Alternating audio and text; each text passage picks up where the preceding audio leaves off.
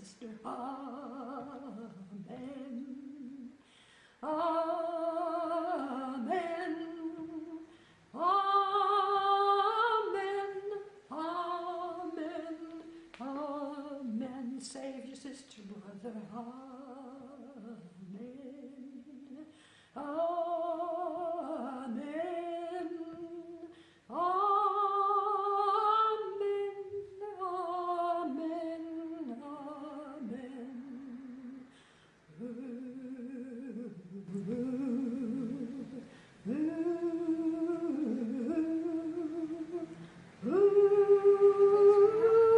My name is Sharon Racusin, and I live in Norwich, and I'm co-moderating with...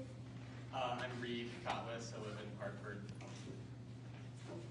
And we're going to split up the moderating. Tonight, this is a Put People's First Candidates Forum. I'm a member of the Vermont Workers Center, and there is a representative in every county in this state, and we've already had many forums like this, and many hundreds of people have already turned out for them, so welcome to all of you. Thank you for taking the time to come. I want to welcome our representatives, starting from the far left, far right over there. Far left, right, wherever you are, we don't really care. I won't. We are not partisan. Kevin Coach Christie, running for the House. Dick Tracy, running for the Senate. Allison Clarkson, representing Reading, Woodstock, and soon to represent Plymouth, I hope, running for my 5th term. Thank you, Allison. And I'm Margaret Cheney, and I represent Norwich, Sharon, Stratford, and Thetford over in Orange County. I'm Alice Nitka, a senator for Windsor County. I'm John Bartholomew, representing Hartland and West Windsor, and hopefully Windsor after the next election. Jim Maslin, House. I live in Thetford, but I represent the same towns as Norwich. As Margaret Cheney does. We work together pretty much hand in hand most of the time. I'm Dick McCormick, and I have the honor of representing Windsor County in the Vermont Senate with Senator Nitka with Senator Campbell. I'm Alex DeFleece, and I'm a candidate for the House of Representatives, District 4-2 in Hartford, which is Hartford, White River, Wilder, and a portion of Queens. And I'm Donna Swain, and I represent the town of Windsor. I've done that for 16 years, and I hope after the next election to represent Windsor, West Windsor, and Hartland. Thank you. Thank you all for taking the time.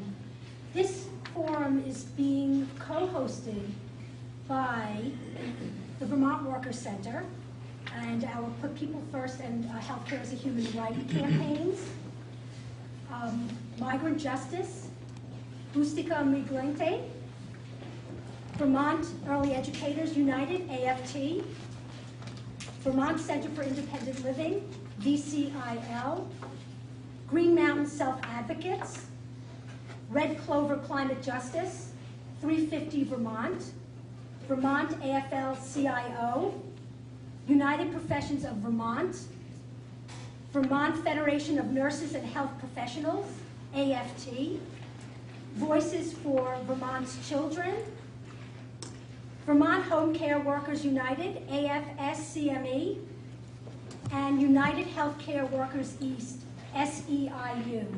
Thank you all for helping us put this forum on and making it possible.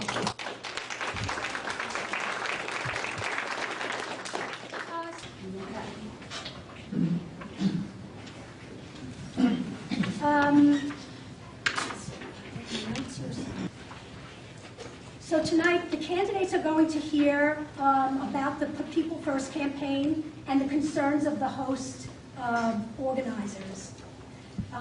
Each candidate will have an opportunity to take questions from the audience at the end. The host organizers, all of us, I think there's 14 of us, we represent workers, parents, people with disabilities, immigrants, old people, young people. We represent everyone in the state. And we believe that the state's obligation is to ensure that people's needs are met. And we have been calling for one movement and one vision to meet those needs. And we look to the legislature to stand with us. We refuse to be divided over what's left after the profiteers have taken what they want. And we want to hold government accountable to meet the needs of the common good. And the hosts of this forum believe that the human rights solution should be applied to mitigate people's struggles. It's pretty simple. And we ask you to stand with us. And I'm going to turn the forum over to Reed. Thank you. I'm actually going to introduce our first testifier. Our first testifier is going to be Dawn Griffiths from White River Junction, and she is speaking on behalf of the Healthcare is a Human Right campaign. Hello, my name is Dawn Griffiths. I'm from White River Junction. Obviously, I'm not from originally Vermont, but I have lived here since 1977. So I'm halfway there. I've been a nurse since 1956, and I have worked in this area as a nurse since 1977. Healthcare as a human right is always been my main concern ever since I came here. Ever since I came here in 1965. I'm well familiar with National Health Service in England and how it's paid for, what it costs, and in the UK, the cost for healthcare there is just a little bit over 8%. In this country, it's 18.5%, which is not good. My concern about how healthcare in Vermont is going to be good for all Vermonters and how it's going to be paid for, including seniors. Frequently the seniors are forgotten. They think we're on Medicare, so we won't need it. I have news for you. I'm also concerned that it will cover those that are semi-permanent disabilities or those with permanent disabilities, and that they get all the care that they need. And that can be very expensive, but if it's not given to them, it's even more expensive down the road because things go to pot in a big way. The other concern that I've had from the very beginning is when they started talking about healthcare being put into this state, which made me very excited, is that what about sick pay and how sick pay is going to be paid for? I know how it works in the UK, and it's great, but and that I can explain to you if you're interested. But is it going to be paid for by the state, or is it going to be paid for still by the employer? Which is not a very good way. It's not fair on the employer. It's not an equitable way to do it for the people. There's lots of other things that could be covered, but I won't get you scared. So anyway, those are my main concerns, and I really wish that the healthcare thing had gone in back in 2012. I heard the other day that it might be longer than 2014, and I'm not happy about that. I am hopefully living till my 80s, but I'd really like to see it done before I die. That's it.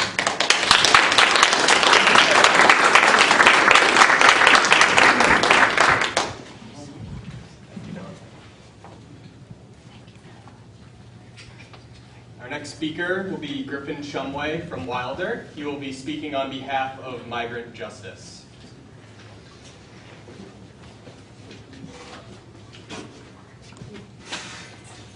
My name is Griffin Shumway. I'm actually with the Vermont Workers Center, but I was invited to read this farm worker testimony by Migrant Justice and their member Felipe because he was unable to attend and travel here tonight. However, this is changing. Migrant workers are getting organized and mobilizing at the State House to defend their right to freedom of movement and working for access to driver's license. And we have a petition to sign at the front desk if you're interested. My name is Felipe Cervantes Martinez, and I lived in southern Vermont working on a vegetable farm as a migrant worker. I worked there for 6 years, starting in 2006. I am one of the workers that lasted the most time at the farm. Both Latinos and other American employees did not last long. Some came and went. Others worked a couple days a week, some lasting a couple of months, and then suddenly they would leave. I had some problems with housing on the farm. For example, the owner watered 3 greenhouses from the same pipe that provided water for my house. When there wasn't much rain on the farm and the greenhouses needed water, that's when I would have problems. The owner would water the 3 greenhouses using all the water. When I returned to the house and wanted to shower or use the toilet or cook, there was no water. All of these things would require water, but the greenhouses used it all, so I couldn't. The longest I went without water was a week or 8 days. I told the owner about my problems, but he never fixed it. One of the biggest challenges I had while living on the farm was transportation. I could only go to the store once a week, and it was always with my employer. But sometimes when I needed to send money to Mexico for a family emergency, or when I forgot something at the store, or if I needed something else, I couldn't go for a full week because my boss could not take me. I didn't have any time, and I could not find a taxi or someone to take me. So I would go for days like this, and those were some of the worst moments. I was working so hard to support my family so they could eat well, but here I couldn't take myself to the store when I needed to. I don't know exactly what was happening, but from June to August 6th this year, I never did receive my paycheck. I was owed 10 weeks of pay, and my employer only paid me a little bit, almost nothing, like $70 a week, and I was working 65 hours a week. I didn't like this at all, and that is when I started to want to leave and open a case with Migrant Justice's Workers' Rights Hotline, and I'm still waiting for a positive response to get my money back. At work, there was another fellow from my country who had worked for a while, but he was not happy with all the problems we faced, and he also left without payment. I decided to leave the farm in August for blueberry and apple season. I knew I could make more money working elsewhere, but I could not leave because I did not have the transportation. So I was just hanging in there and accumulating more weeks of unpaid work. Finally, I got some help and got a ride after a few weeks, and now I'm working elsewhere and awaiting a response about my back wages. I hope this will change and that this abuse will stop, just because we don't have papers or are unable to leave when we need to. Thank you. Our next testifier will be Yendami Malia from White River Junction. She will be speaking on behalf of United Healthcare Workers, SEIU.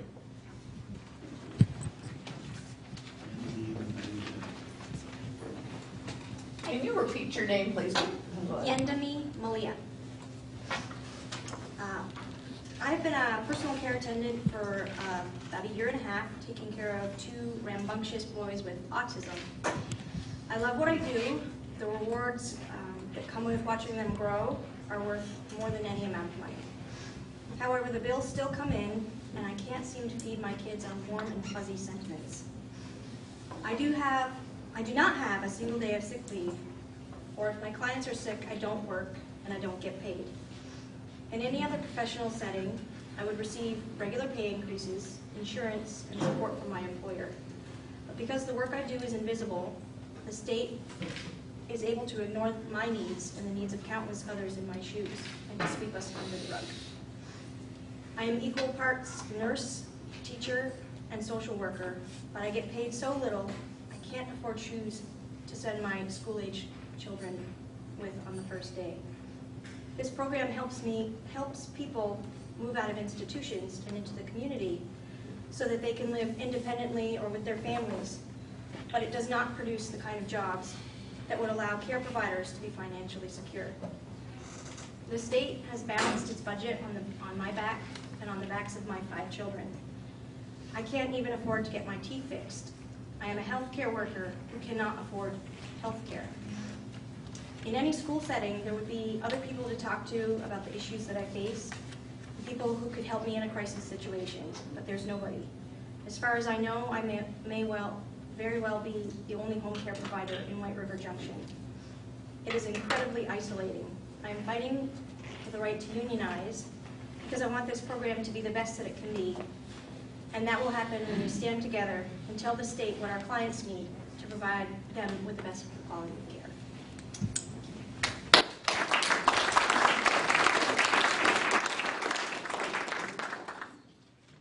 Thank you again, Demi. We have come together to call on our elected representatives to put people first. Each of our host organizations has taken on important struggles. The right to health care, the right to unionize and to dignified work, the right to freedom of movement and transportation, and the rights of people with disabilities. After last year's storm, everyone saw that people's needs and rights are directly impacted by climate change, which is why we are also united in claiming our right to a healthy environment and to a livable planet. Together we stand for a unified vision of human rights and a government that meets our needs and the needs of future generations. To turn our vision into reality, we need to make progress on important human rights issues in the coming legislative session, and we hope you stand with us on that. We also need to change the way our state raises and spends money. In our People's Budget campaign, we have worked together to demand that Vermont's budget and revenue policies meet people's fundamental needs, and that we allocate and raise the money based on those needs. We demand a budget process that is accountable to achieving this goal, and that includes a formal process of public participation. We demand that revenue policies are reviewed for their impact on equity and their ability to fully fund people's needs. We commend the legislature for including a number of our initial demands in the budget bill last session. For the first time, Vermont statutes now define the purpose of the state's budget.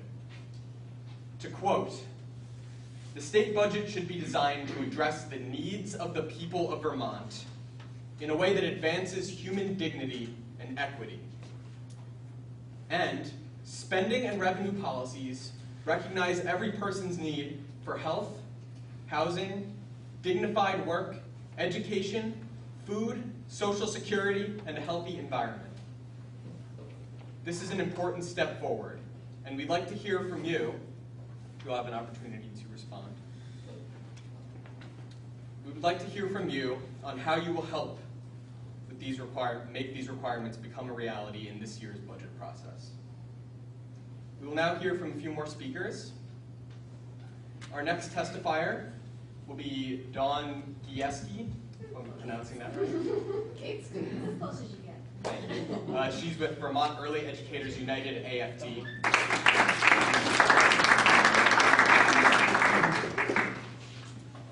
My name is Dawn Gieske. I'm from Woodstock, Vermont. I have been in early child education for 27 years, 24 of those being in Vermont. So I think I have a right to be here. And I thank you for your ear and listening to me. Our child care serves about 30 families. We have been around for 30 years. And we have struggled every second of those 30 years.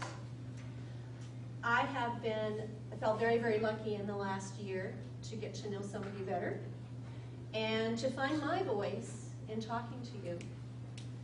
I sometimes think I'm not heard very well by some of you, and I thank all of you that listen to me and smile and nod and do the best you can.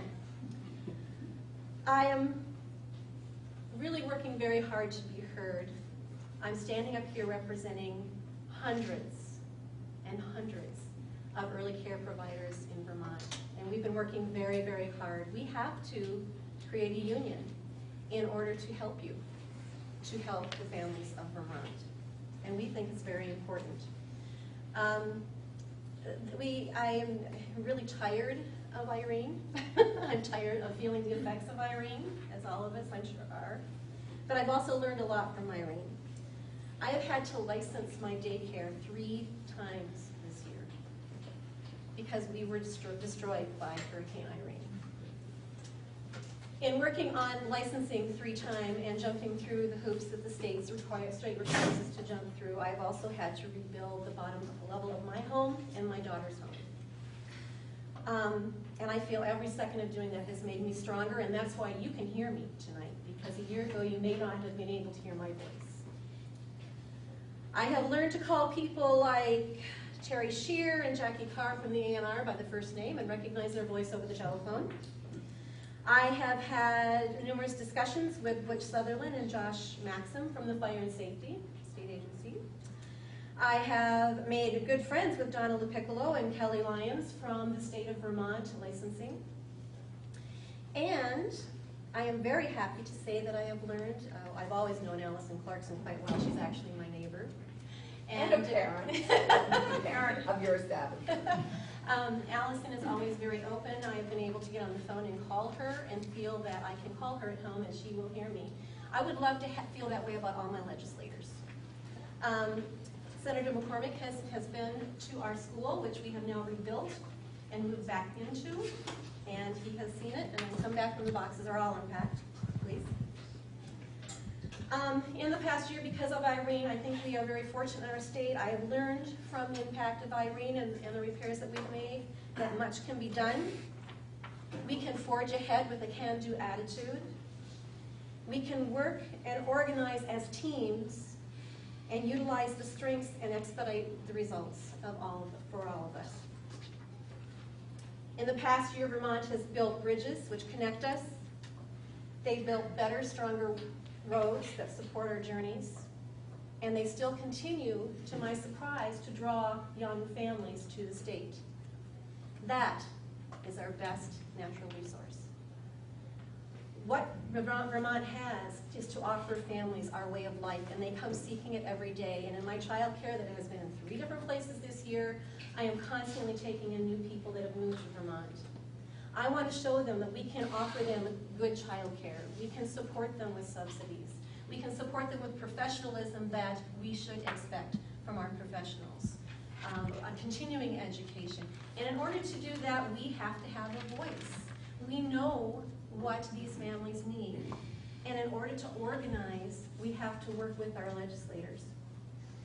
If you are trusting us with the children of Vermont families, you should be willing to listen to us, to let us help get these services organized, and, as proven through Irene, find the ways and the means to do it together. Thank you. Next, we will be hearing from Ted Magruder with Vermont Home Care Workers United, AFSCME.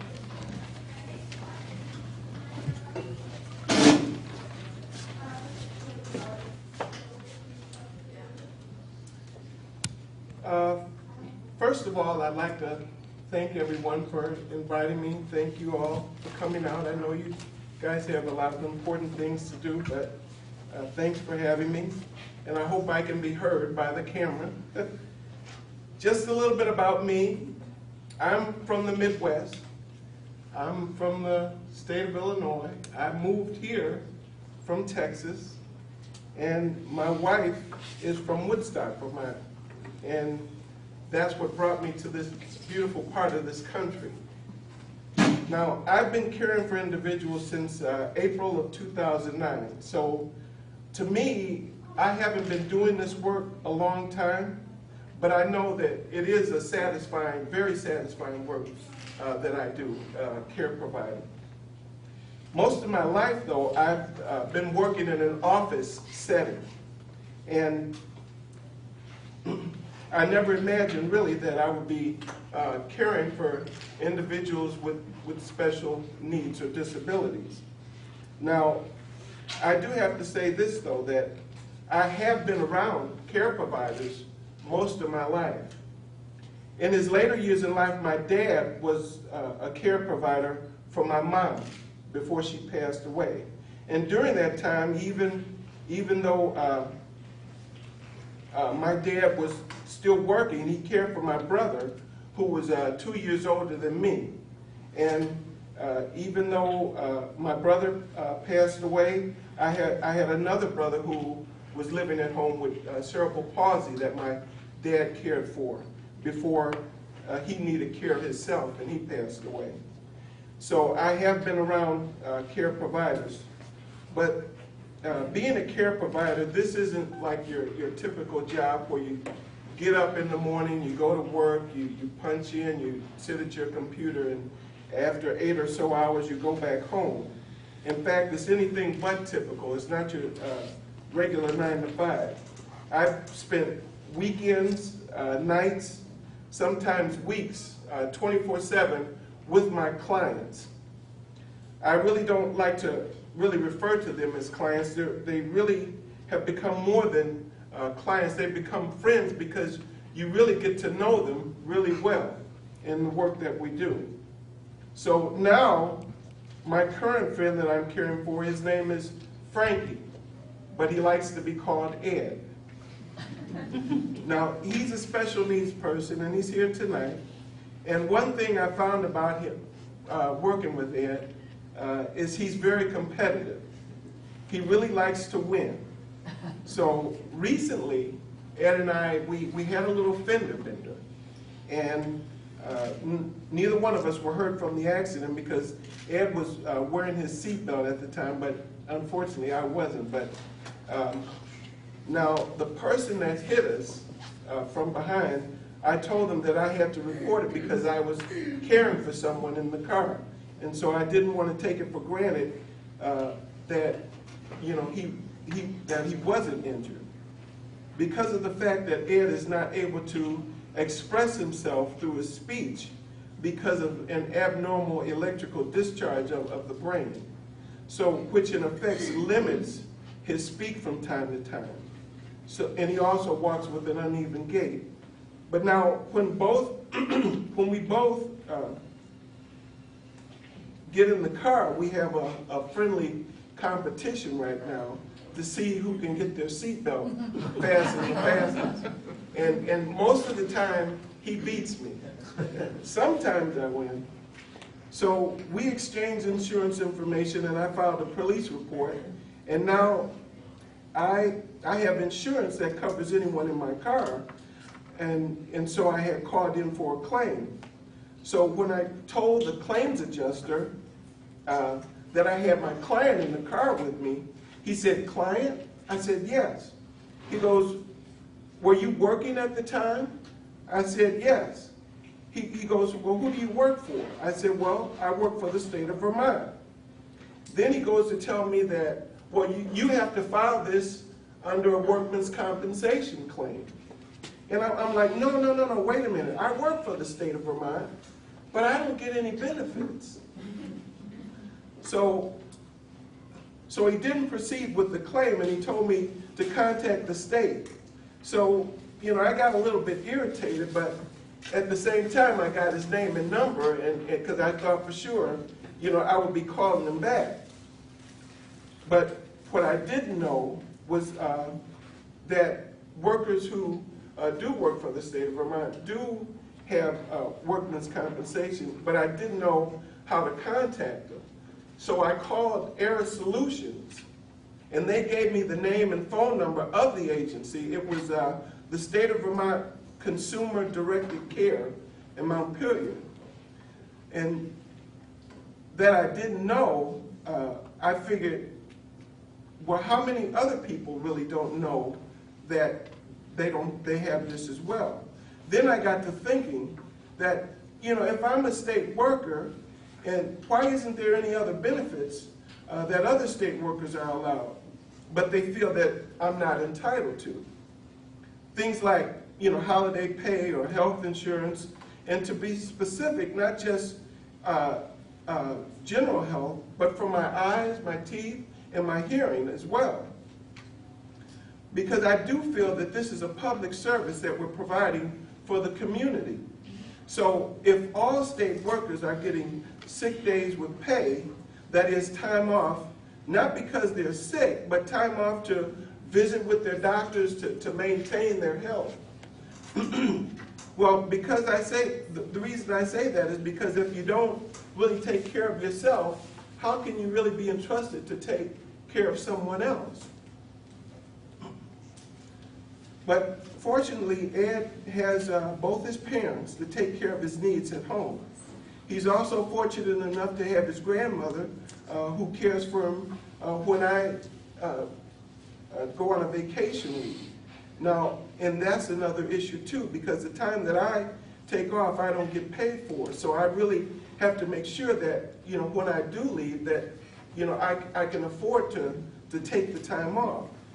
Now, I really don't, you know, like to toot my own horn, but what would the quality of life be for Ed or someone like him if I or a service provider were not there to care for him? Well, you might ask, well, what is it that Ed and I do together? Well, we go out into the community Monday through Friday. Sometimes he's dropped off at my home, or sometimes I pick him up. And most days we go to the CCBA in Lebanon, where we exercise and play basketball. And on Monday mornings, you might find us at the Upper Valley Food Co-op, where we volunteer. Now that's something that Ed really likes to do, and he does it well. And it gives him a sense that he's a productive part of society.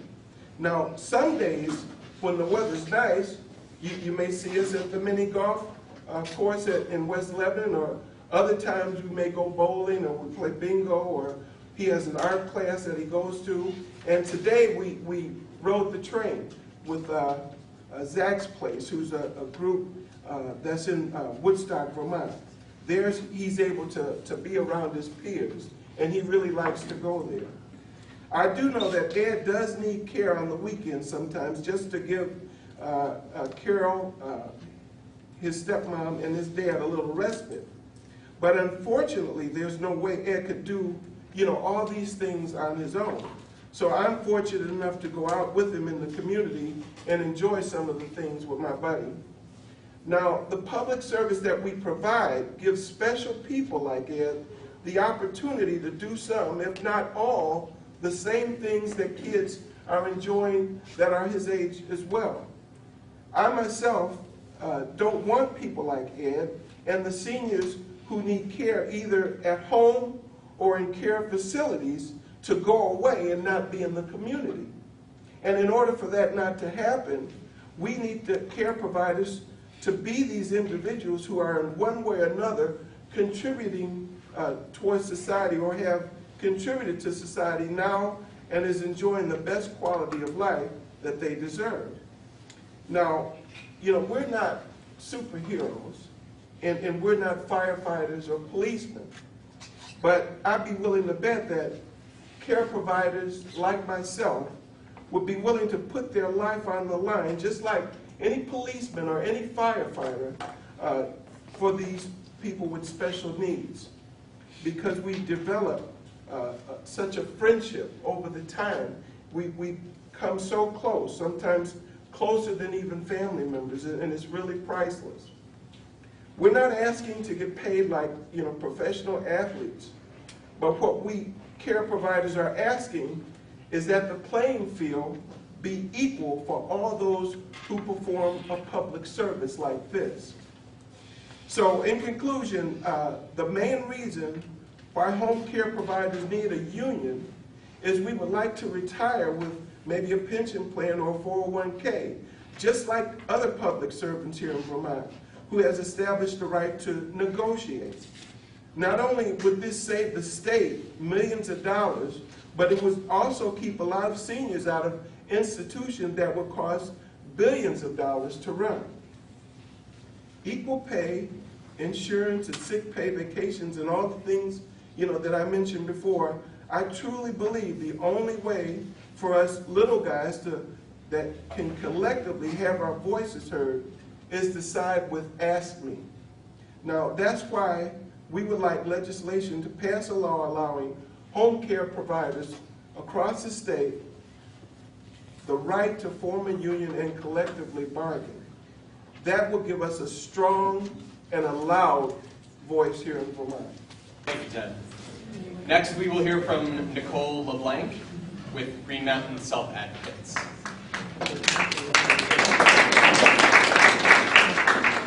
Hello, testing 1, three, can everybody hear me? Yes. Fortunately, I'm not the loudest. Hello, I'm Nicola Blank from Green Mountain South Advocates.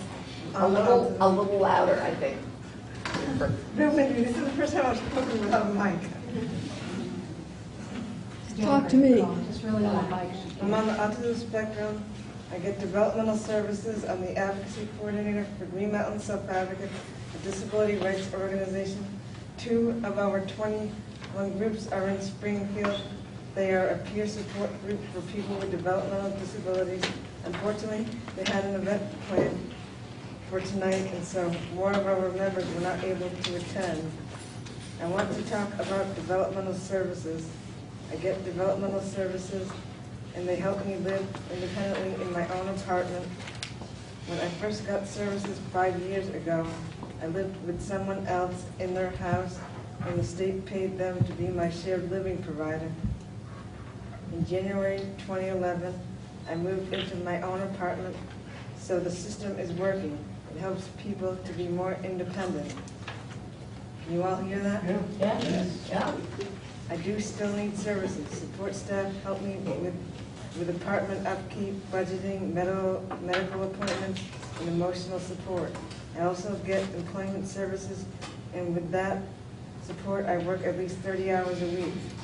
So more about developmental services. Most people don't realize that only about 25% of the people who are eligible get services. Each year, about 100 new people come into the system. They do so because of some crisis in their life. They're homeless, their parents die, they're being abused, and once they come into the system, they pretty much need some services for the rest of their lives. For example, in Windsor County, there are aging parents taking care of their sons and daughters with disabilities. These caring parents, unfortunately, can't last forever. They saved the state of Vermont lots of money for a long time, but eventually grown children will need another place to live. So that's why developmental services always needs new caseload dollars. If we have no money for new services, how can we help support someone who just lost their parents or is homeless? The money in the system is already being used to support others. So we ask you to support new caseload dollars for developmental services. People need it to survive, to meet their basic human needs. Thank you. I live in Springfield, Vermont, and with the health care is a human right for people in the Planet First movement. Louder, please. Sure. I would like to share my story on health care and how it has impacted my life and my ability to work and find affordable housing and transportation. I bought a house in 2000. I owned and operated a child care out of my home for over 7 years. In 2007, medical conditions started to affect my life, which made it impossible for me to work.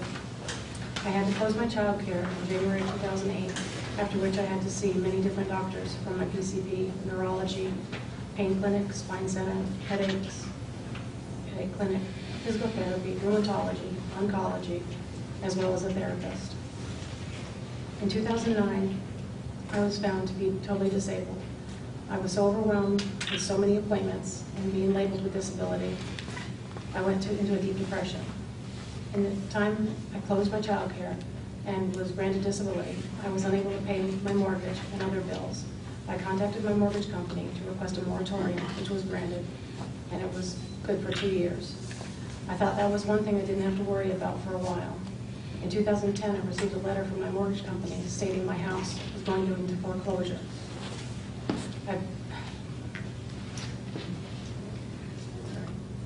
For non-payments. I started a search for what help I may be able to get from whomever resources were available. I soon found out there were none. Again, I started to search for affordable housing.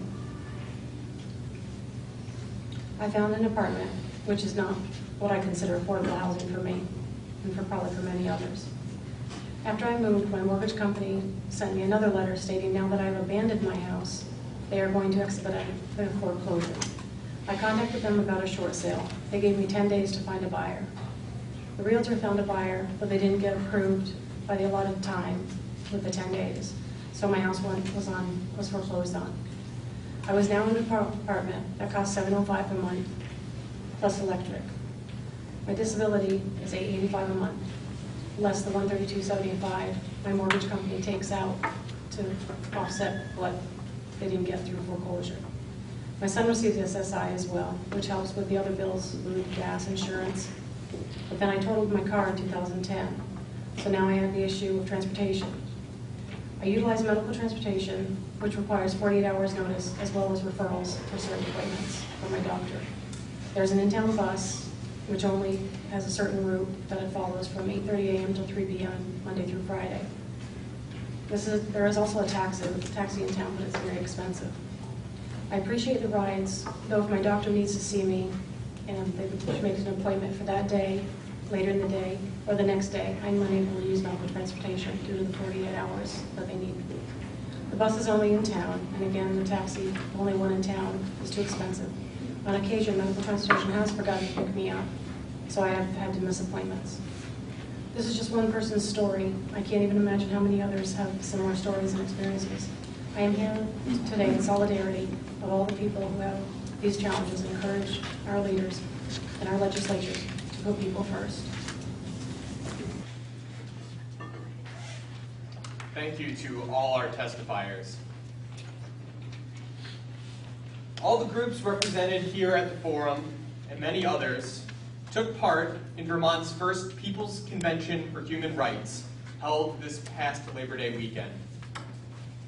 The convention concluded with the signing of a Human Rights Declaration for Vermont, drafted and ratified by over 40 groups and 400 individuals. Together, we created a joint vision for Vermont, and we'd like to share a core statement of this vision with you today. We hold in our hearts a vision of true democracy. It is a vision of a society in which everyone enjoys a life of dignity, with health care, healthy food, and a home in a healthy environment.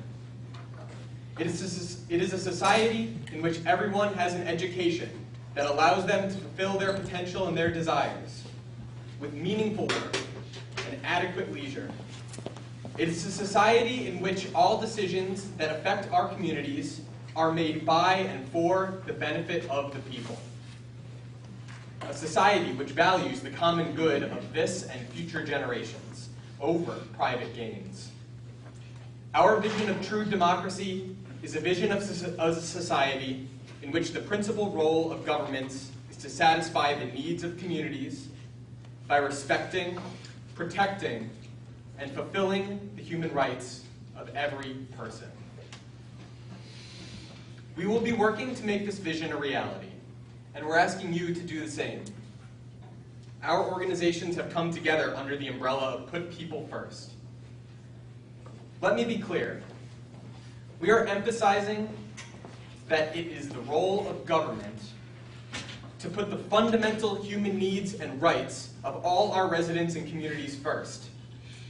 The state has an obligation to ensure that everyone can meet their needs and rights, including health care, housing, food, education, good jobs, social security, and a healthy environment.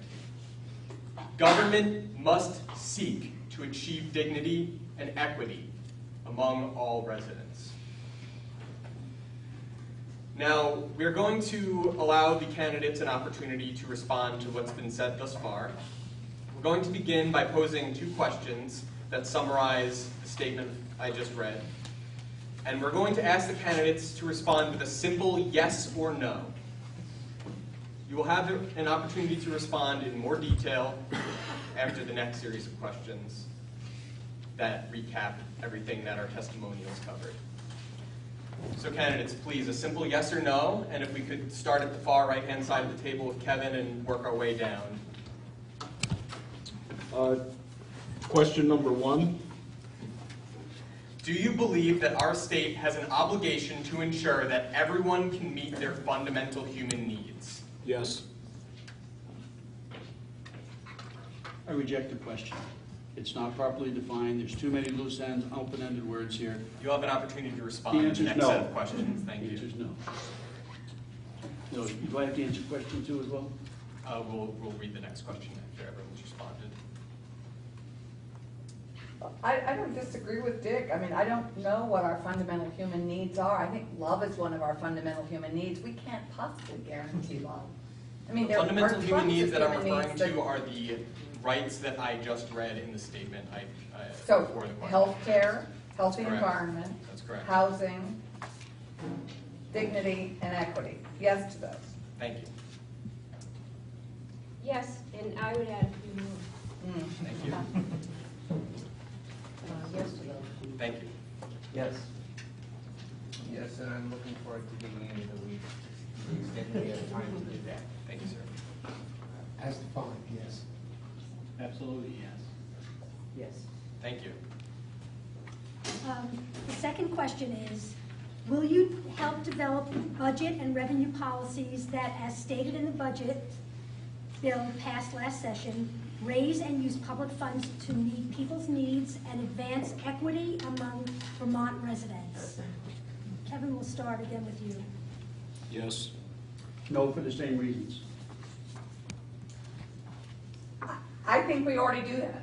I mean, each line in our budget expresses how Vermont cares about its people. And it's a long story, full of care. So yes, but we already do it. Yes, I would agree with Allison. Yes, I would agree that we did put this in the budget last year. Since I probably won't be on the Appropriations Committee, I don't know that I can help develop, but I would say that I can support. Yes, we could certainly do better too. Yes. Yes. Yes, and because I was chair of the Government Accountability Committee, I think that's why that's in the appropriation. We need to be accountable. Thank you, everyone. I know it's not easy to answer these questions with such brevity. The next set of questions that we will read as a group, and you will each have an opportunity to respond with 4 minutes. So there's no discussion on these two questions? You will have an opportunity to respond to the entirety of what's been said thus far in the 4 minutes allotted to you. As we construct a society, sorry?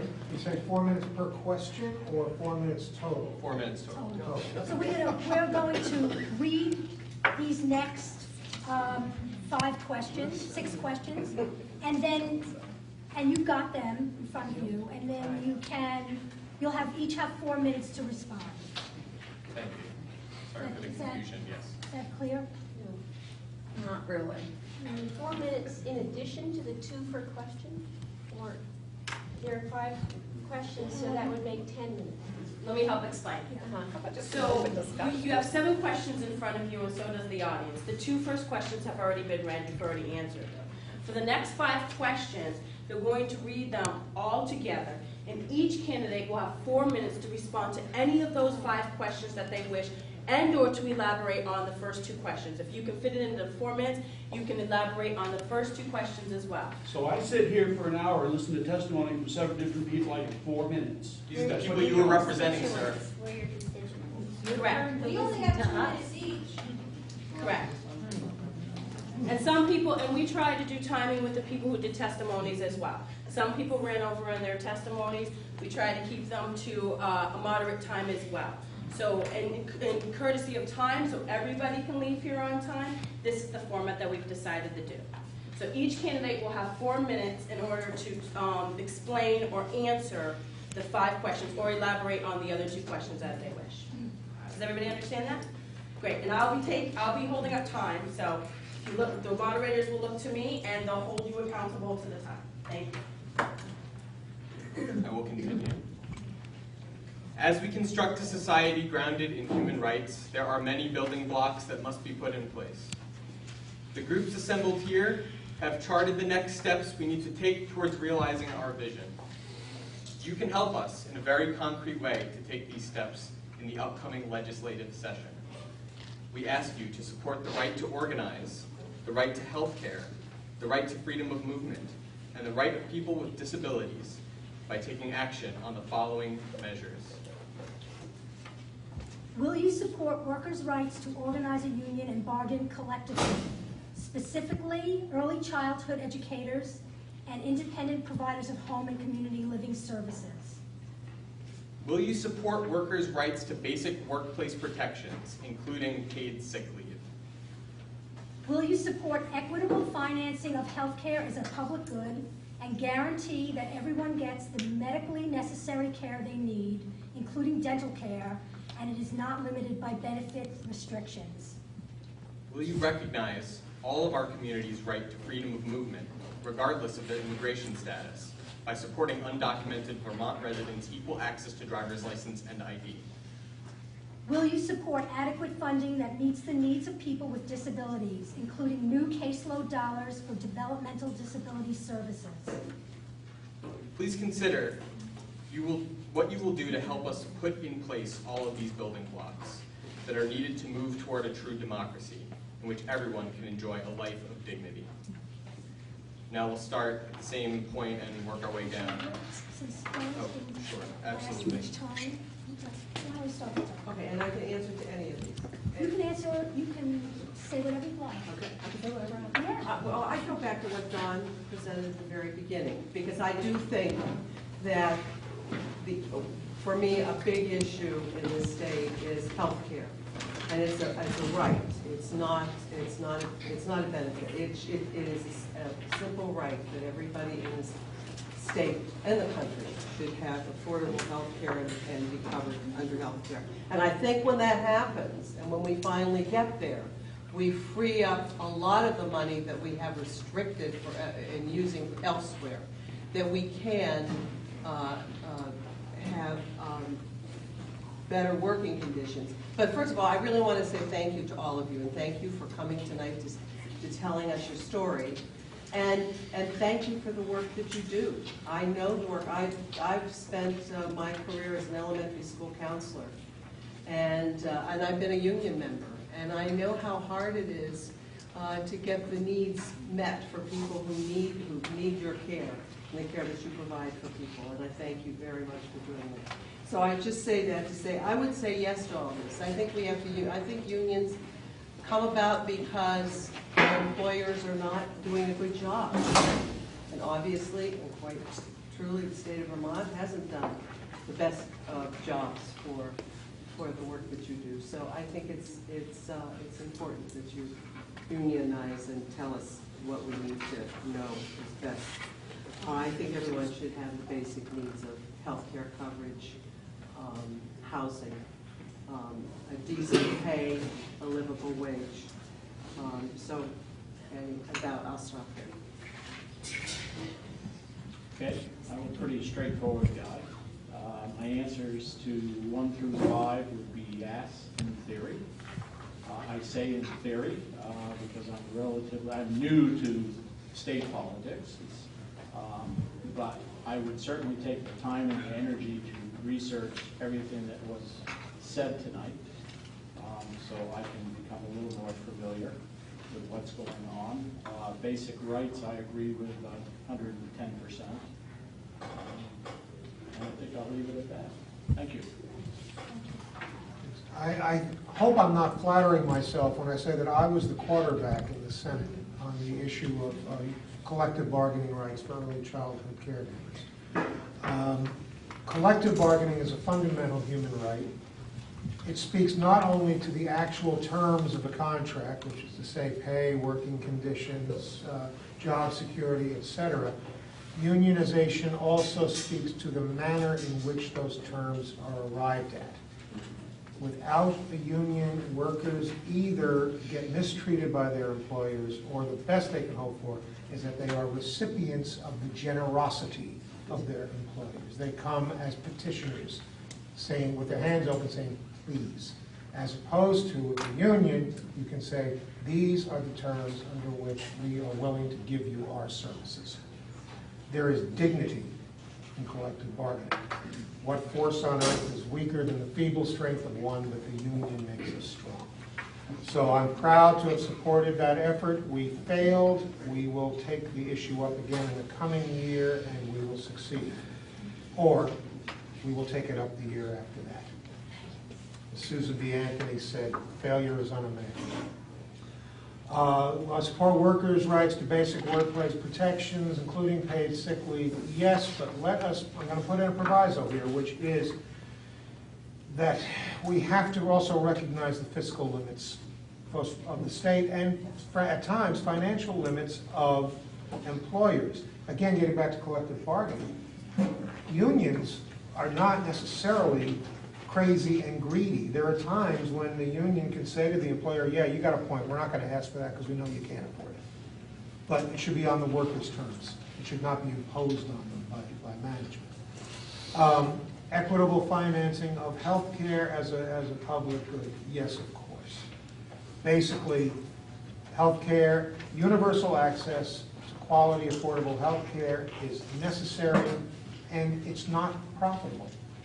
If you analyze the issue from a purely market forces analysis, it's a loser. So if we want universal access to quality, affordable health care, it has to become a public function. Right now, we have a hybrid, a market system weighed down with a lot of bells and whistles because we're humane enough, we don't like where the market forces take it. But that means we're working against ourselves. So I favor single payer because it seems to work, it seems to make sense to me. We got a lot of colleagues that I'm dealing with, and we may end up with some kind of hybrid, but I'm not willing to throw in the towel on that yet. The fact is, one way or another, we've got to choose to make that a human right. Well, I recognize that all communities' right to freedom of movement. This is a tricky one. Immigration is a federal issue. I don't think it's our job to enforce federal immigration rules. We also have a need, a very real economic need for immigrant labor in this state as in throughout the country. Right now, it's handled somewhat illicitly. We have illegals, as Mr. Governor Romney puts them. We have people here illegally without documentation. And there's an economic necessity for them to be here. And the Chamber of Commerce are among the first to protest when we crack down. On the other hand, illegal behavior shouldn't happen. When illegal behavior is necessary, you got to change the laws. And some kind of equitable, reasonable accommodation of the need of the immigrants for employment and the need of employers for that labor means that we have to work that out. Meanwhile, what does Vermont do about the workers who are among us at this time? I don't think it's our job to make their lives so miserable that they feel they have to leave. The course of the ship a little bit more. We change people's attitudes a little bit more. And finally people get to the point where they say, yes, we'll fund this and we'll do it this way. So, just to say one more time, I look forward to the continuing battle, but we don't get everything we want in the first month. Thank you.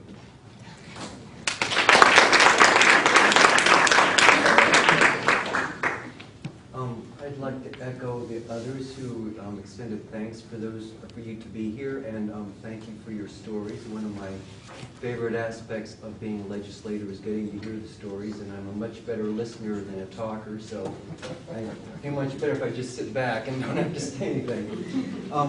In terms of these questions, generally I would say I could answer yes to all of them. Obviously, any particular bill that comes forward could have a piece of it that was objectionable and needs to be modified and negotiated. But generally, I support all of these. In terms of rights to collective bargaining, I'd have to say my background would tend to put me on the side where I would oppose that. And that's because I think if I could remember what my father said as I was growing up is, unions are bad, and I'm a veterinarian. I was at National Institutes of Health working for federal government, and I heard all the stories about how unions can do this and ridiculous things. But then also I've realized as I've gotten older and grew up listening to Pete Seeger singing songs about labor, and also realizing that the employer and the businesses, their needs and their best interests are not the same as the best interests of the workers. They want to make sure that you make as little as possible and cost them as little as possible and give you the minimum, and the employee needs to make a good living and raise a family. So when I came into the legislature, I actively tried to take on and learn more about labor issues, and I became a member of the Workers' Caucus that we have, and we meet weekly, and have lunch over pizza and listen to labor issues. So I think I could say at this point I'm a strong supporter of collective bargaining. Some of these other issues, one thing I want to focus on is the immigrants, either legal or illegal immigrants. I sit on the House Agriculture Committee, and I've heard a lot of testimony about how critical these workers are to the economy of our state. And I can't comment about what's happening in Arizona and the other states or at the federal level, but certainly at the state level, these people are really important. They are almost like family. And we heard testimony in our committee about some workers that come in, the apple pickers, and the farmer will say, I'll hire any American who comes in. And the first day, they hire 5. Only 1 came back the second day, and he didn't want to be in the trees. He wanted to be in the packing house. And so it's just amazing what these people will do, and it surprises me. I can't believe when I talk to people, you know, there are a lot of one-issue voters out there, whatever it might be, and I can't believe how many people I run into, and they'll say, you know, these illegal immigrants, or even the legal ones, they're the reason our whole country is going down the tubes, and they're the cause of all problems. Like, what planet are you from? You know, these people are doing work that we can't get Americans to do, and they make our country work. And I agree with Dick, we need to come up with a solution so that they're not illegal, but these are people. They're here, and they deserve dignity, and hearing stories about people not being able to travel, not being able to go to the store, it's just amazing. I think that we just have got to address it. And you know, again, the Agriculture Committee has given me quite an insight on that. And I know I said I wasn't a talker. I should probably shut up. 30 seconds. I'll stop.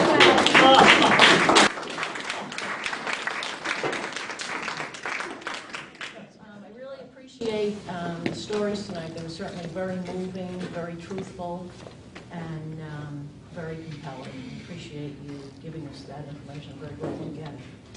I've been a social worker all of my life, and at different times also a union member, depending upon where I was working. I was late getting here tonight because I was at my job, and at 4 o'clock there was a call from a woman who wanted to let us know about a teen who we've been involved with who she said was homeless. So obviously Friday night at 4 o'clock, you can't just walk out and say, oh, let somebody else take care of it. So anyway, you know, certainly aware of all those problems. I've served on the Appropriations Committee in the Senate, and we did put in the words that we mentioned here earlier about put people first. That was a request, and the committee worked with the group, some of you are here tonight, and put those words in. At the same time, you know, we've got them in there, and I'm glad we do.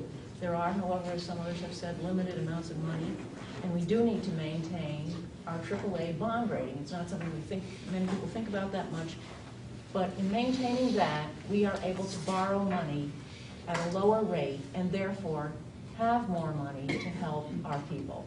So it's a very important piece. Also, I like the majority of the ideas of these proposals, but we will need to know how we are going to pay for them. I mean, I do the budget, we have a balanced budget, and it's important that we do that, so we do need to know, I need to know how we are going to pay for them, what can we pay for. And there may be some things we can't, and as I think Jim said, you know, some things are over time, they don't all happen absolutely at once. The driver's license issue is certainly a very big issue for the workers there and the farmers.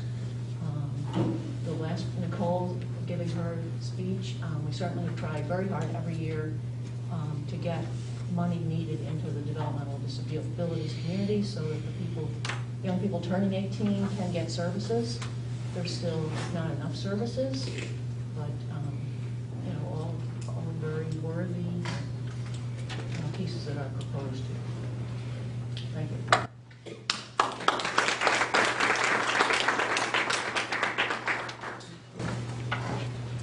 I want to thank you for bringing the focus and the conversation back to what the Constitution and the Bill of Rights is all about. Because if we aren't here for the people, if the budget is not for the people, I don't know what else it's for. And this really specifies what we mean by that instead of letting it just be a talking point that's thrown around without meaning. So before we sat down and we heard some of the things that you've enumerated as being essential human rights, I made my own list. And I ticked off, as you mentioned them, what I had already on my informal list. A clean environment, I've been working on that in the legislature doggedly for the past 6 years on the Natural Resources and Energy Committee. I think that's a key issue for us and for future generations. Education needs to be fairly and adequately funded, but that has to include early childhood education because it is there where we can actually save money in the long run. There are two ways. You know, we talk about how are we going to pay for things. That is important. Vermont balances its budget, and we have to live within our means. But at the same time, if we invest in certain things like early childhood education, in developmental services, we avoid higher costs later. We avoid, in the case of a good education, we avoid correctional costs. In the case of developmental services, we avoid more expensive institutional care, or let alone the health care needs associated with that. So I see these as actually helping our budget potentially. Healthcare. When Dawn the first Dawn was talking about it, she mentioned that she wished this had happened in the 80s. Well, I wish it had happened in the 40s when we first tied healthcare to the workplace. That never should have happened. We were the only country that did that. We did that after World War II.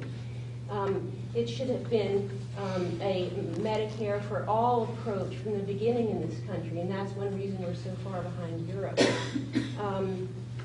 The dignified work, fair pay, right to form a union, very important. I'm just going through my list here. One thing that I would amplify the issue of a safe workplace and living conditions, which I think are both human needs and rights.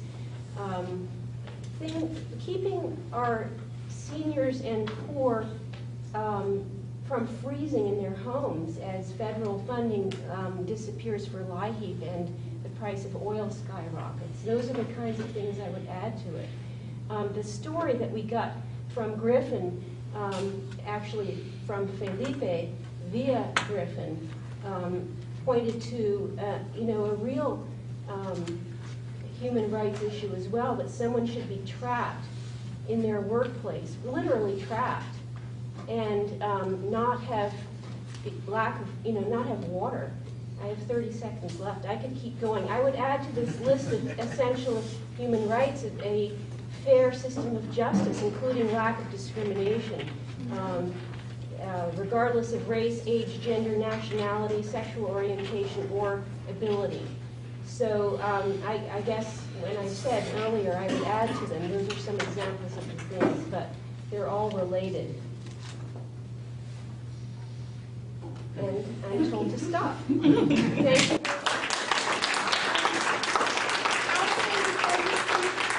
Okay. Thank you. I'm constantly impressed by my colleagues. They are articulate, thoughtful people. You are well represented. I think that all of us feel that every line in the budget we take 4.5 months to create is how we express how we care for everybody.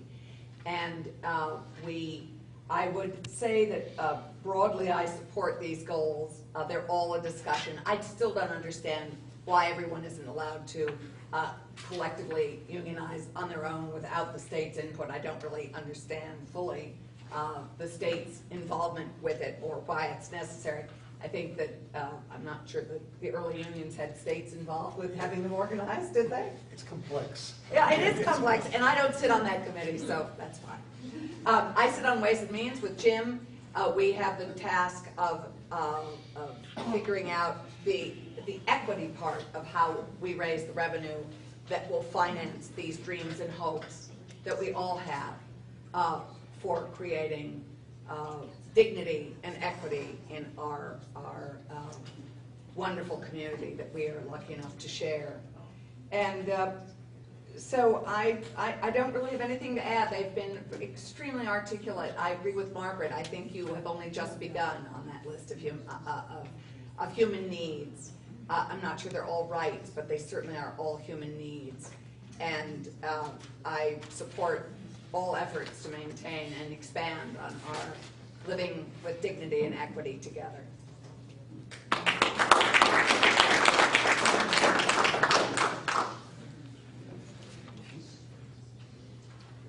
This is a little different forum than what I was led to believe I was going to be part of. And it works out, it's a good thing. I have a couple of questions. Yendamin, are you a private contractor or a state employee? Me? Yeah. Are you a private contractor or a state employee on your payroll, on the state payroll? I'm not exactly sure how it works. I get paid through Eris. I have an unseen boss, except for the private parent. Private contractor, okay. Don, are you private contractor? Don? Yeah. We're a nonprofit. You're a nonprofit. We do subsidy care, which is paid through the state.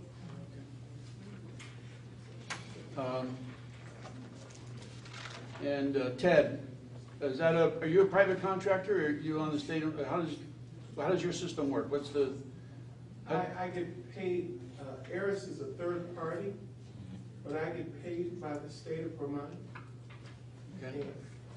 All right, I need to know more about that. What's ERIS? E-R-I-S? A-R-I-S. Something new to learn about. They're right here on White River. Okay. There's a lot of, I hear a lot of empathy here, a lot of altruistic people, and a lot of worthy, noble causes. And when somebody calls upon me and, hey, I need to discuss something with you, or that's great, let's have a conversation. You come to me with demands, you lose me almost immediately. Demand does not work in the real world. In the real world, we have conversations, we find mutual agreement. I have a real problem with people that come to me with a demand and with a militant attitude. So, you know, that's who I am, and that's where it is. Now, all these things that we asked for today, obviously, are going to take money. There are taxpayers out there that are already squeezed and feeling very squeezed. Anybody look at the property tax bill lately? You know, anybody who has property and your property tax went up like 33%, like a fellow told us last night from Springfield. Where's the money coming from, folks? People are already strapped. I'm self-employed. I work 60, 65 hours a week. I'm a sole provider. I have a daughter who's an unwed mom and a grandson. I take care of them. She's in a little program for him, so he's got some medical, which I'm grateful for. I feel like my tax dollars are paying for that. But we take care of everything else, because that's who we are. We take care of our own. As long as I can draw breath, I will take care of my own. I think that's who we need to be as individuals. That's who America is. We always took care of our own. There was a time, not that long ago, when people were ashamed to come to the state for help. It would have been the last thing on their mind. But our mindset has changed. The expectation that somebody else is going to take care of something is, I'm not sure it's taking us in the right direction. There's an author that I read, and he says, politics is never about utopia achieved. It's about hundreds and thousands of people being rushed into decisions for which they are poorly prepared. And I would count myself among those who are poorly prepared. I give the people who have been representing us in Montpelier all this time a lot of credit, because the longer I hear these folks talk, the more difficult I know the challenges are. I come back to the question of, where's the pile of money that we're going to use to provide all these things that people are hoping for? I don't think it's out there. One final point, running out of, well, there's so many things here. I ask everybody to consider Thomas Sowell, PhD, black man, grew up in the Deep South, self-identifies himself as a Marxist. when he was in his 20s. He became a free market person. Read him. Understand his thought process. Understand his conversion. And finally, the thought of somebody used the term a true democracy. Folks, democracy is the road to Marxism. Karl Marx said that. Democracy is the road to socialism. Those are Karl Marx's words, not mine. And we need to be aware we're a republic. Thank you.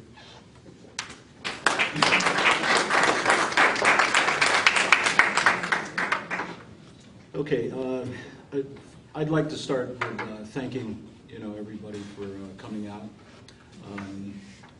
I'd like to thank those who supported me in getting to the legislature. The last term was my freshman year as a legislator, but what I bring to the table, is a very clear understanding of all of these issues that are mentioned. I was a teacher, a coach, a business owner,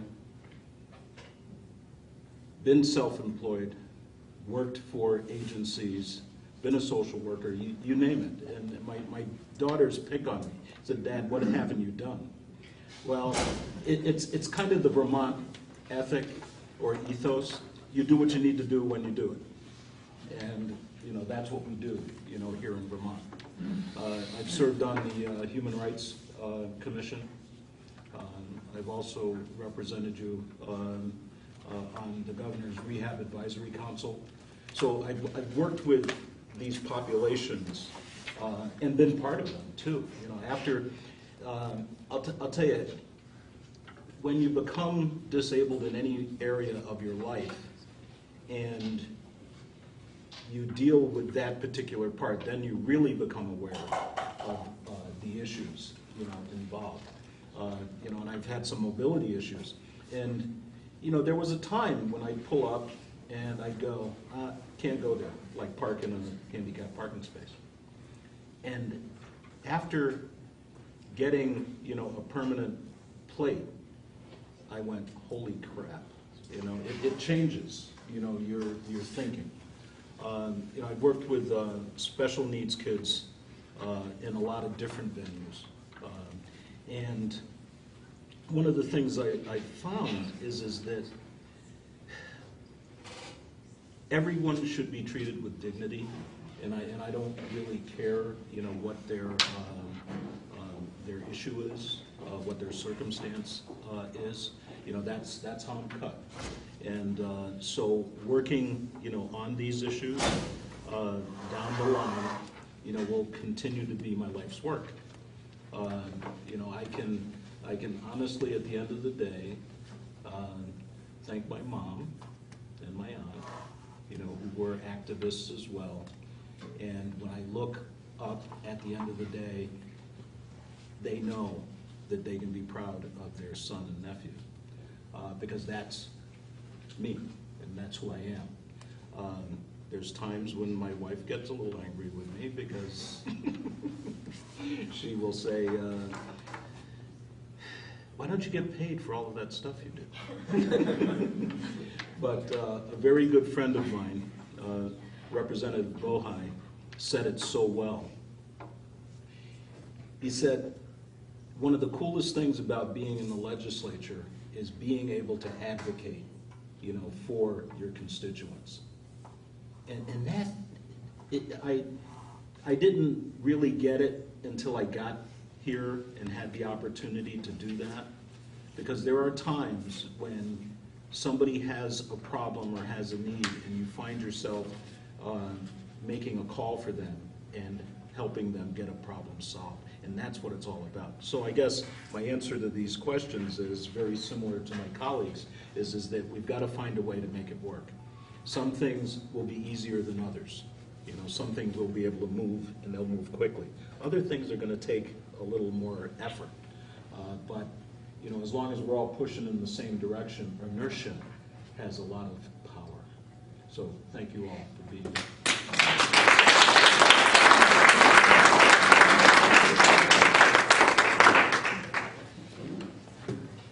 Thank you, all of you, for responding, and I'm sorry some of you felt put on the spot, but this wouldn't be any different for someone just walking up to you and saying, hey, you know, what do you think about this? And you'd have to think on your feet. We really do believe in our cause, and we have some questions from the audience, and Reed and I are going to read the cards, and it looks like none of them were directed at any one person, so we'll just go down the table again, very specifically for Alice. Yeah, we do have one direct question. This is to Alice Nitka. Forget it. It's because you came late. You say that you support unions. What about unions for taxpayer providers? I'm willing to take a look at it. There you go. May I just weigh in on unions? Private sector, fine, all day long. Public sector, we ended up bargaining against taxpayers, bargaining against taxpayers' representatives. I think that's difficult. Even FDR opposed that idea, and it's becoming a problem. So private sector, absolutely. Work for a private company and unionize all day long and hold the man accountable. But when you're bargaining against the rest of us, against your fellow man, against your fellow taxpayers, to me it becomes problematic.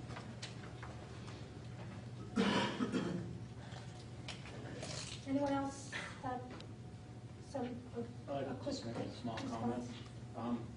I'm a firm believer that everybody should make enough to survive on. And if it takes forming a union against the state or against a private individual, I'm all in favor. Everybody has a right to make a reasonable living, and some people do and some people don't, and people that don't need some help. Thank you. Next question, is that okay? Sure. Okay. This is not to any particular person.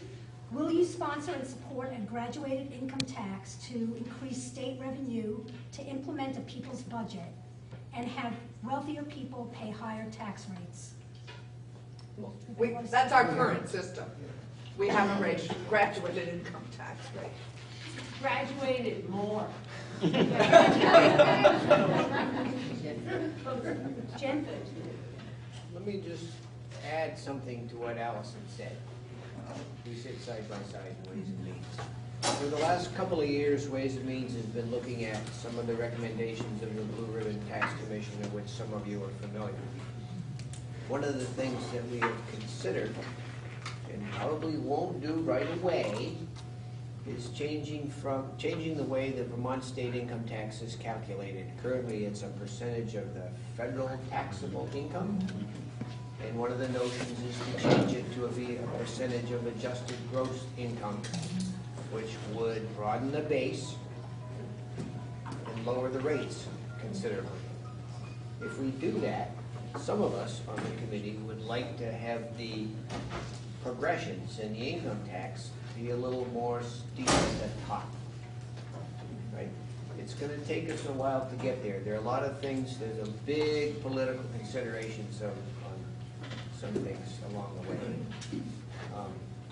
But the answer is, we're working on it. Yeah. Whether we get there that way or through another way, but it would have more people playing by the same rules, which is always beneficial.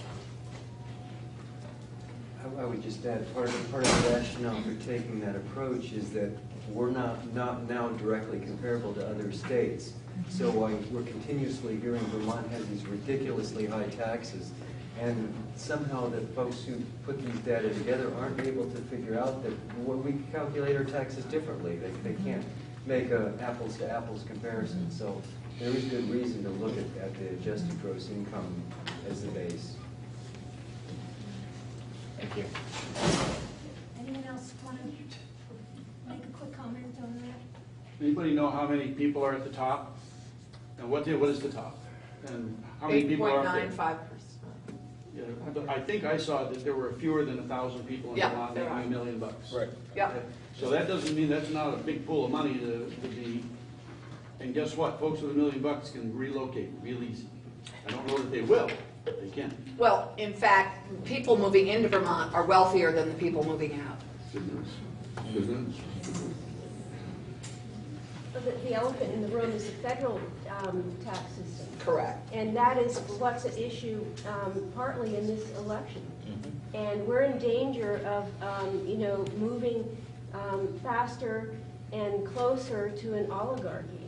I think that at the federal level, it's very important that the rich pay more and that the middle class be supported. Just briefly, I echo. I've been silent, not that I don't have opinions, because my opinions have already been expressed by others. And Kevin? Just very quickly, I would agree that we need to decouple from the federal system and go to the AGI. And one of the things that I found interesting was that a large number of those 1,000 people requested to be able to pay more. And because of the tax system, they could not. So that's kind of interesting, So, that's Vermont. We're kind of unique, in that sense. You don't hear that happening in other places necessarily. So, to our state's credit, I think as we work our way through the change, I think that Vermonters are pretty common sense folks. Does anybody else have anything to compliment? Because we should. Okay, we're going to move on to the next question.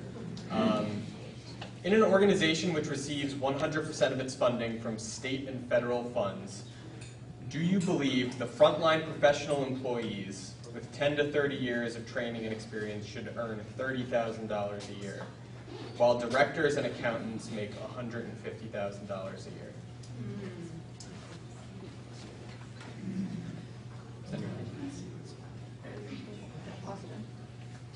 I think that relates to the healthcare professionals that are in the room tonight.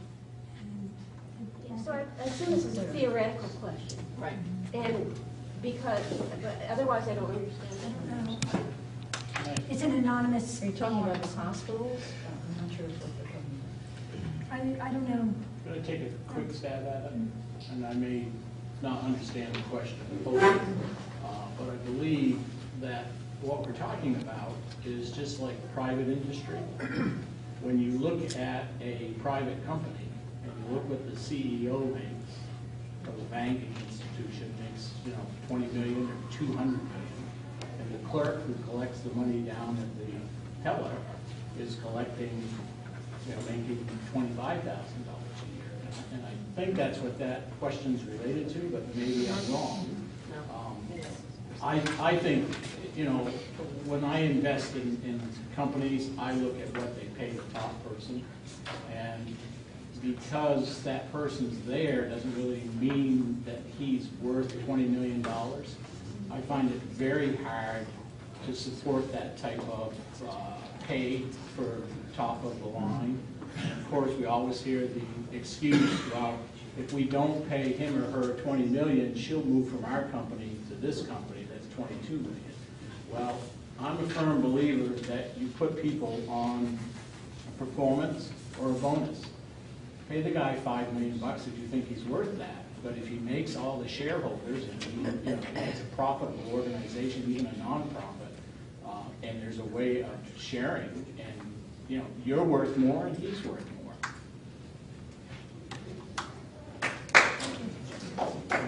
Anybody else want to comment on that theoretical question? I think in most areas, I saw this years ago in education, and I think you see it in nonprofit organizations. You see it, it's really a problem across the board, I think, which is that we need administrators. They ought to be paid well, but it seems that administrators are paid so much better than the people who do the actual work. I can remember when I was teaching, complaining that the headmaster was making about 4 times what I was making when I was a teacher.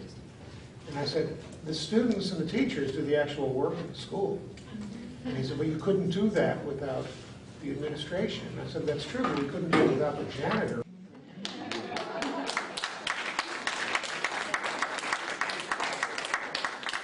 Okay, we move on to another question. I think one of the issues that will be brought up next legislative session is going to be about the temporary driver's license for undocumented workers. The question is, do you support a different temporary driver's license to undocumented workers? And if I might just read this, and there's a petition in the back for this. We're asking you to support driver's licenses for all Vermont residents for human rights, public safety, and health and farms. And there'll be legislation written like that. Anybody giving any thought to Well, that? just really briefly, there's been a summer study committee working on this, and my understanding, if I've heard it correctly, is that they looked at the issue and haven't found that the problems that they thought there would be. And if that turns out to be the case, I'm glad to support it. I'm glad to support it. Yeah, so Did you say their summer report will committee? be, yes, a summer study committee has been in place. Peg, I think, is chairing it, isn't Peg chairing? And their report will be due at the beginning of January, and a lot of our action will depend, the committee of jurisdiction will weigh that report and then make a recommendation to all of us. Did you say different drivers? Well, that was the question, but I think it Is that, is. you know, it seems like, okay, here's, I get stopped, here's proof that I don't belong here. Different would be a good word. I think it correlates to the language on the proposed legislation. I know that people dislike politicians because we speak in generalities and inspiring metaphors without committing to particulars.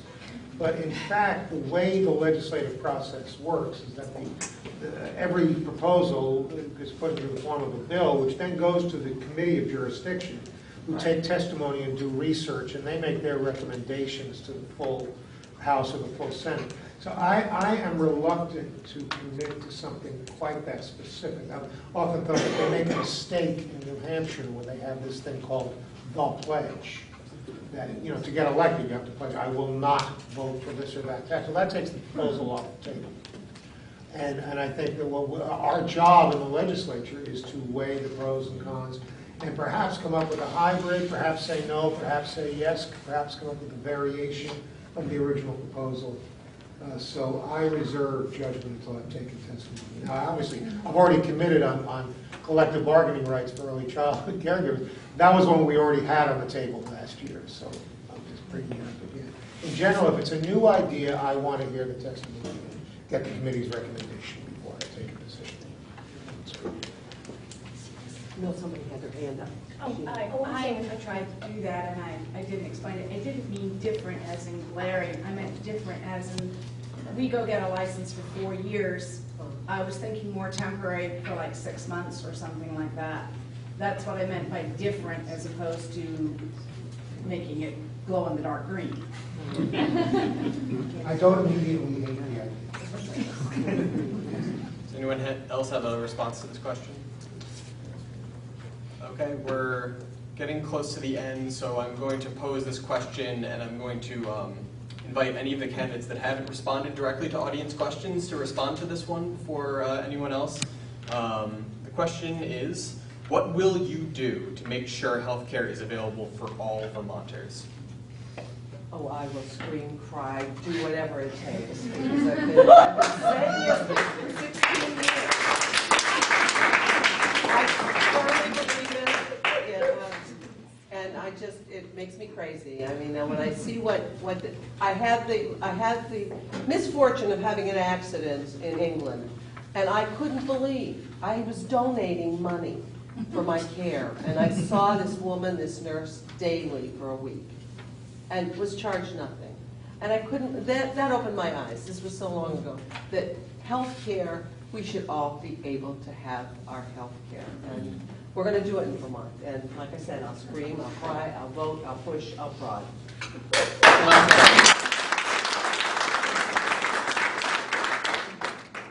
You Brian, I want to go a little further because dental care is currently off the table. And I have never understood why it stops at your neck. Eyeglasses.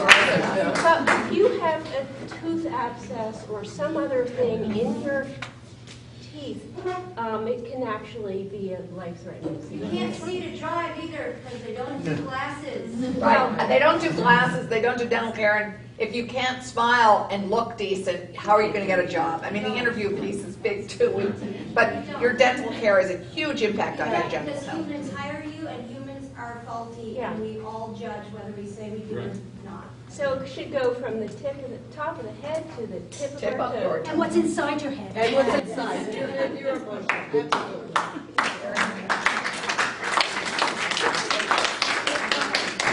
It should also go from birth to death.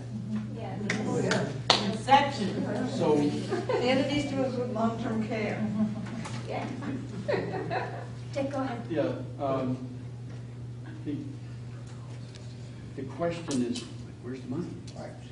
How is it going to be done? I think what the realities of the situation is, there are other things that the government, our state government already provides. We're going to have to be prepared to do without in order to be able to provide this, which I'm fine with. But I don't know where the extra money's coming from if this just comes on top. That's my concern. It costs less than it does the way the Americans do it. I'll believe it when I see it. I think it's coming anyway. So. Read The Healing of America. If anyone would like to conclude this segment, Jim had his hand and then Well, Kevin. this is anecdotal. Jim, John, and Kevin, sorry. Anecdotal and not in direct answer to the question, but in support of the notion that we need healthy teeth as well as the rest of us. A while back, I was a full-time builder and had employees year after year, people that I got to know well, and they're still my friends. And I told a couple of them who had horrible teeth that if I ever won the next megabucks, the first thing that I would do would be to buy them new teeth. Seriously, they would lose time at work, and then from down on, bad nutrition, can't eat, bad stomach, and it goes on. And you get it, so there. John. I would just add that most of the civilized nations in the world can make it work. And I think that we in Vermont, the rest of the country is watching us, and I'm very optimistic and hopeful that we're going to be able to make it work here. Great. Kevin. I have a lot of respect for Yankee ingenuity, and I think that one of the things that I had the opportunity to work with this summer, and we shared this with the committee that is doing a lot of the review of the funding of the system. If we were able to find a way that would allow for costs to be reduced, I mean major reduction in cost for even dispersion of meds in a timely manner, the cost that people have to pay to go to the emergency room as a result of not being on a particular regimen starts bumping, the whole system, So one of the things that came up during this summer, and I can't get into the details because I had to sign a non-disclosure agreement, but this one change could have a drastic effect on the monetary side of our system. And I'm excited about that, because that's that question that Dick's asking. Where's the money? Well, after working in the system too, I kind of know where a lot of it is, and that's, that's part of the problem, is we need to redirect that funding. And that's just all I do.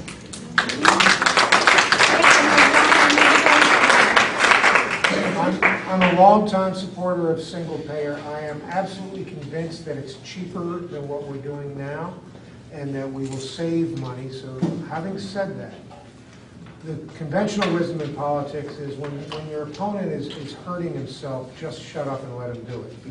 But so I can, and certainly telling a progressive audience that wants various human services that he's worried that the money is not there is probably to my advantage that Mr. Tracy did that. But if I'm going to sleep tonight with a clean conscience, I have to tell you that he has a point, that there are fiscal limitations.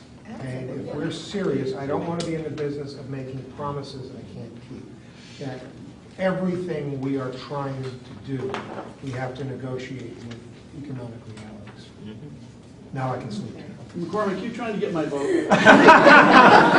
Very briefly, and then we're going. I just say the money's there. I mean, I've been doing billing now for a year, and I can tell you the money's there. If I didn't have to spend 5 hours on the phone with somebody to explain something about their billing process through their insurance company, I think we could find the money.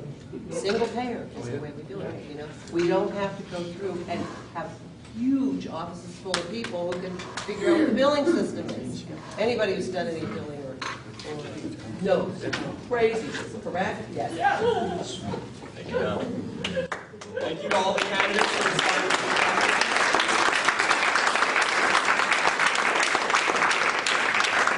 We've heard people's about testimony about people's unmet needs.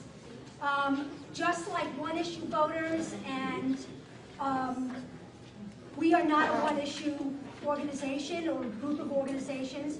And just like Margaret illustrated about healthcare, everything is linked. It's a web of life. And without transportation, you can't get to the doctor, you can't get to your job, you can't get to the doctor without good health care, you can't go get to your job, and so forth. We all know that. And we think the money is there. We know the money is there. And we're asking you, our legislators, with the help from us, the people, to work through our solution. We can talk to the solution, but we can definitely find this money, and we hope that you stand with us and help us together in participatory democracy. People's needs are unmet, their rights are unfulfilled, but we are hopeful. We know we live in a state where we can change this. We are in a state where we can come together to solve these problems. We know the solution is within our grasp, and we will work with you and with others to put these solutions in place. We resolve to have our right to organize and dignified work.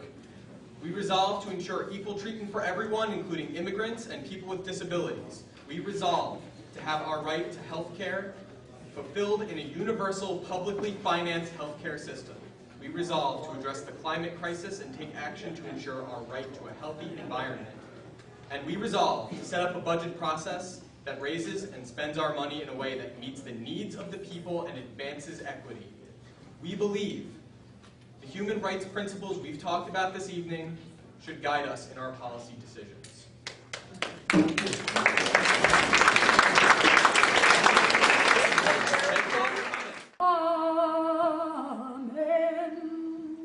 Amen. Amen. Amen. Amen. Savior, brother, sister. Amen. Amen. Amen. Amen. Amen. Savior, sister, brother. Amen. Amen.